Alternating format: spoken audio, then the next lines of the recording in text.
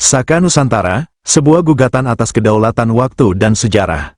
Mari kita berhenti sejenak dari dogma sejarah arus utama dan mulai berpikir cerdas. Selama ini, narasi sejarah kita seolah dipaksa tunduk pada standar India, di mana tahun Aka selalu dikonversi dengan menambah 78 tahun untuk mencapai penanggalan Masehi. Namun, jika kita membedah literasi kuno kita sendiri, logika plus 78, ini justru melahirkan anomali kronologis yang sangat tidak masuk akal. Bukti paling nyata terpampang dalam kitab Nagara Kertagama, juga dikenal sebagai Desawarnana.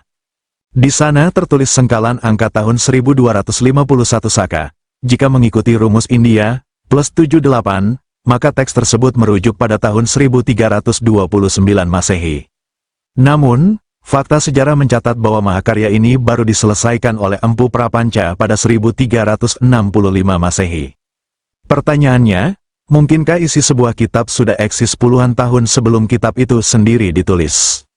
Atau, mungkinkah sistem Saka yang digunakan Nusantara memiliki titik awal, epoch, yang jauh lebih tua daripada tahun 78 Masehi? Ketidaksinkronan ini bukan kasus tunggal. Mari kita lihat data prasasti lainnya. Prasasti Wanwan Banen, tertulis 746 Saka. Prasasti Kuti, tertulis 762 Saka.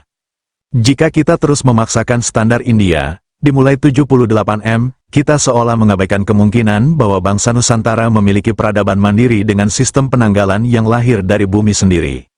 Bukankah lebih logis jika tahun Saka Nusantara memiliki rujukan waktu orisinal yang tidak bergantung pada penobatan raja di India?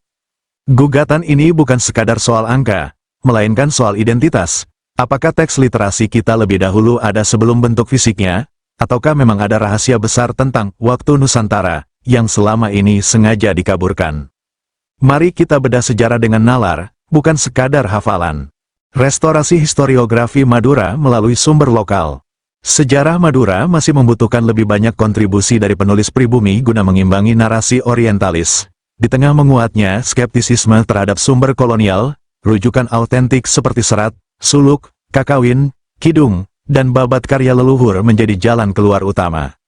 Salah satu pilar rujukan paling andal adalah Kakawin Desawarnana atau Nagara Kertagama karya Empu Prapanca, 1287 Saka. Meski terdapat sumber lokal lain seperti Pararaton atau berbagai kidung yang membahas peristiwa abad ke-13, seperti kisah Arya Wiraraja dan Ranggalawe, Nagara Kertagama memiliki keunggulan absolut karena mencatat angka tahun tertua mengenai Madura, yakni 124 Saka. Peristiwa Samudra Nanggung Bumi, kelahiran geografis Madura.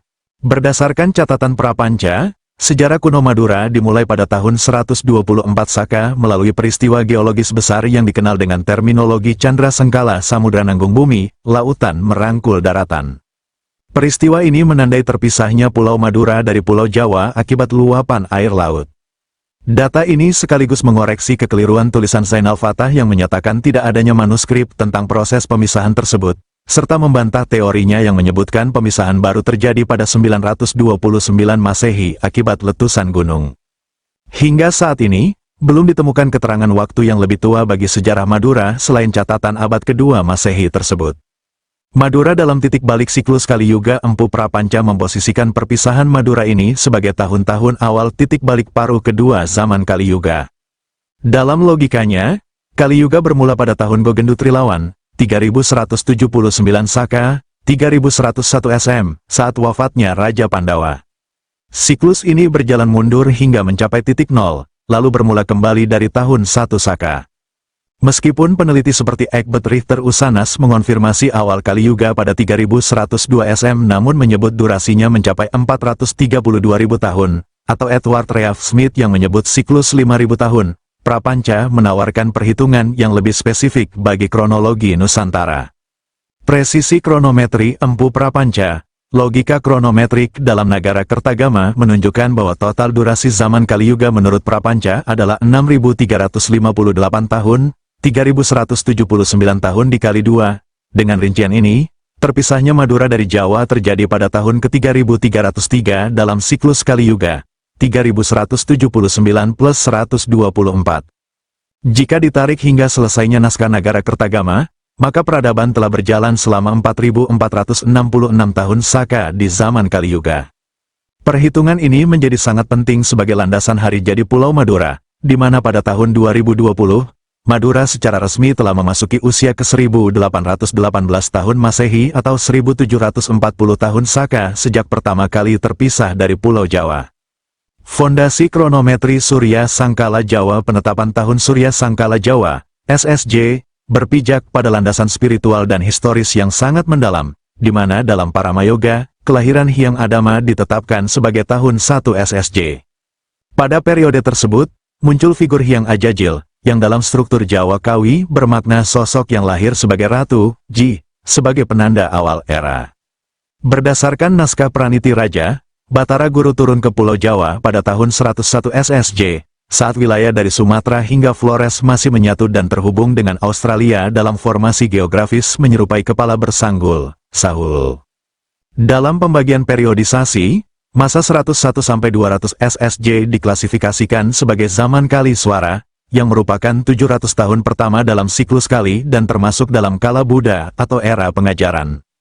Siklus zaman Kali dan pembagian kala siklus zaman Kali yang berdurasi 2100 tahun terbagi secara sistematis menjadi 3 fase, Kali Swara, Kali Yoga, dan Kali Sangara, di mana masing-masing fase terdiri dari 7 kala yang berlangsung selama 100 tahun. Dalam perhitungan Jawa, 1 tahun terdiri dari 4 mangsa, musim, yaitu Rendeng, Marengan, K3, dan Labuhan. Terdapat 4 kategori zaman Kali Besar, yakni Kali Besar Adi, Kuntara, Sangara, dan Sancaya, yang masing-masing disebut sebagai Yuga dengan durasi 8.400 tahun Surya. Secara total, 1 siklus zaman Yuga yang meliputi Kertayuga, Tetrayuga, Dwapara Yuga, dan Kali Yuga mencakup rentang waktu 33.600 tahun Surya. Restorasi lini masa 6123 SM dan suksesi zaman. Patokan perhitungan kronologi ini ditarik mundur dari era berdirinya Mataram oleh Panembahan Senopati pada 1578 M, yang berada pada Kala Sakti, tahun 1578 sampai tahun 1677. Kala kedua dalam Kali Sangara, jika ditarik mundur 8.400 tahun dari zaman Kali Yuga, maka ditemukanlah titik awal peradaban pada tahun 6123 SM. Perincian zaman Kali sendiri meliputi fase Kali Swara Kukila hingga Purwa, Kali Yoga, Brata hingga Wisaya, dan Kali Sangara, Jangga hingga Surata. Berdasarkan siklus ini, setiap 2100 tahun akan terjadi kala bendu selama 1 abad. Setelah berakhirnya Majapahit pada 1478 M yang menandai awal Kali Sangara, masa kala bendu tahun 1877 sampai tahun 1978 sebagaimana yang diramalkan Ranggawarsita pun telah usai. Transisi menuju abad keemasan dan tipologi prasasti. Saat ini peradaban berada pada masa Kala Suba, sebuah fase transisi yang diibaratkan seperti manusia yang akan sembuh dari penyakit dengan rasa gatal yang luar biasa. Sehingga potensi konflik global seperti Perang Dunia III tetap ada sebelum bangsa-bangsa menata diri menuju abad keemasan dunia pada 2078 M, tahun 8201 SSJ.